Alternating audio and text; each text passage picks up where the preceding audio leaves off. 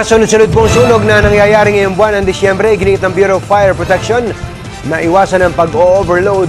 Lagi rin pong mapapacheck ng koneksyon ng kuryente. Ang iba pang tips sa umagang balita ni Israel Malasa.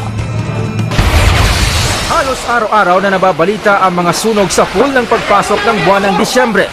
Mayroong naging sunog sa Pasig City, kaliwat kanan sa Quezon City, sa Valenzuela at maging sa mga probinsya. Kaya't ang Bureau of Fire Protection nagpasample ng mga dapat gawin kapag nagkasunog sa loob ng tahanan.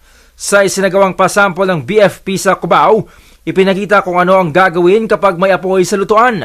Nanggagaling ang apoy sa LPG. Para magiging merry ang ating Christmas at maging manigo ang ating bagong taon, lagi po tayong fire safety at makinig po lagi sa paalala ng Kagawaran Pamatay Sunog at gayon din sa programang ito.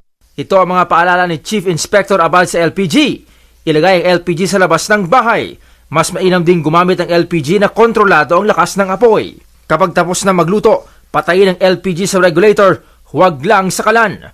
Kung may sira, huwag remedyohan. Dalhin sa talagang gumagawa dahil ang leak ay pwedeng maging sanhi rin ng sunog. Ang maliliit na LPG gamitin lamang ng 30 minuto hanggang 1 oras. Kung nagsisimula ng lumaki ang apoy, piliting patayin ang valve gamit ng basahan. May iwasan pa ang pagdila ng apoy sa mga gamit o dingding. Pero hindi lang sa LPG nagbumula ang sunog. Maraming kaso na rin sa mga Christmas lights ito nagmumula. Dagdag paalala sa paggamit ng Christmas lights, huwag iwang magdamag ang Christmas lights. Siguraduhin hindi maluwag ang socket ng Christmas lights dahil maglo-lose connection.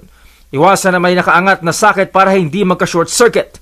Iwasan din ang octopus connection o salasalabat na kawad ng kuryente para hindi ma-overload.